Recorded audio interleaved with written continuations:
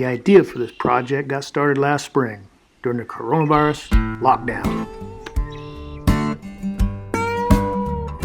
I was getting prepared to do a live stream at the Belfry in Sisters, Oregon.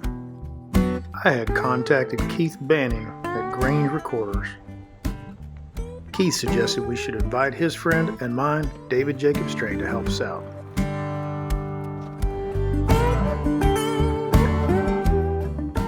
When I arrived, Keith and David had the Belfry set up unlike anything I had ever seen. It was a performance and recording wonderland.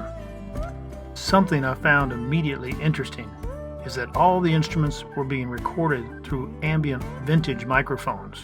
No pickups, no plugins. It all sounded so good, and we all wanted to do more. Keith at Grange Recorders has one of the largest collections of vintage microphones and recording equipment in the western United States.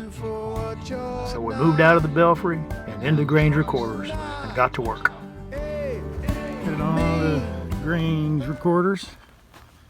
Gonna meet up with the boys. Sounds like. Hey man. Hey guys. How's it going? Pandemic Thursdays. You caught us. Right here at Grange Studios.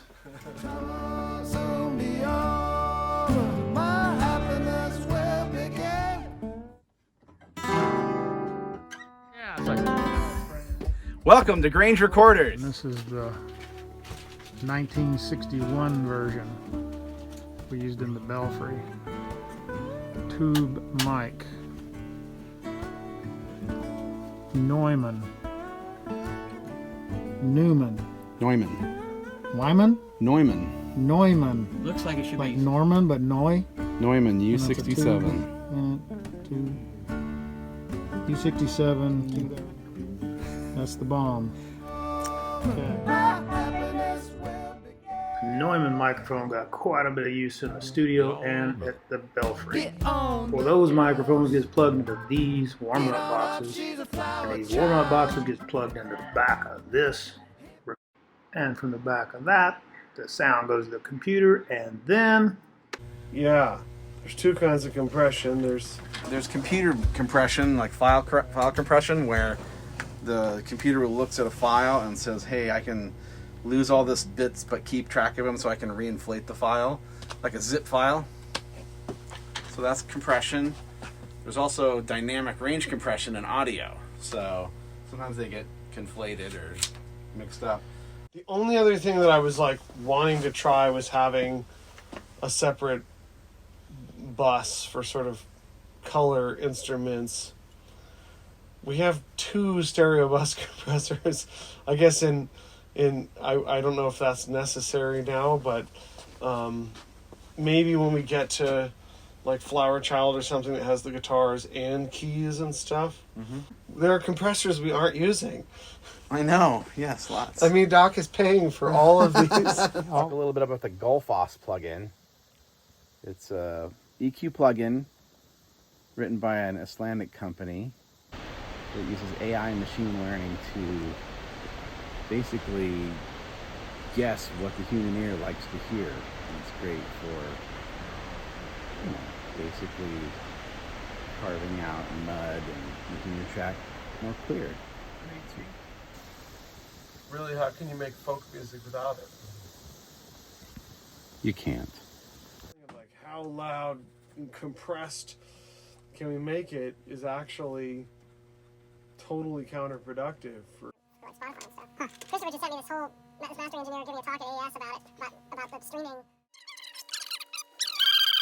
well, after the recording sessions, I have to admit, I was the best at staying up late hours after long days with Keith and David and working the tracks to make them the best they could possibly be.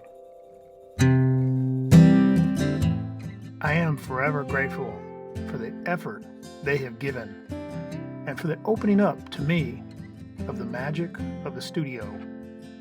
Without all that hard work, this would not be a project at all. It would be a mess of papers and memories of performances done before the pandemic affected us all. You don't talk to me anymore.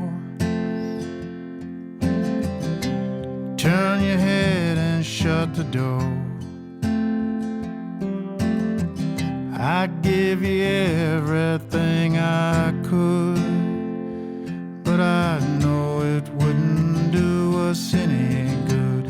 You don't walk with me anymore. Side by side just like before.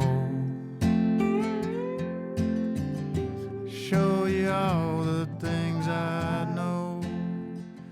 Had a hard time. I'm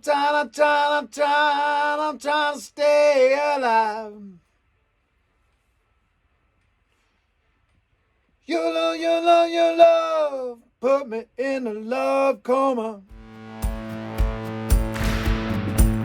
First come to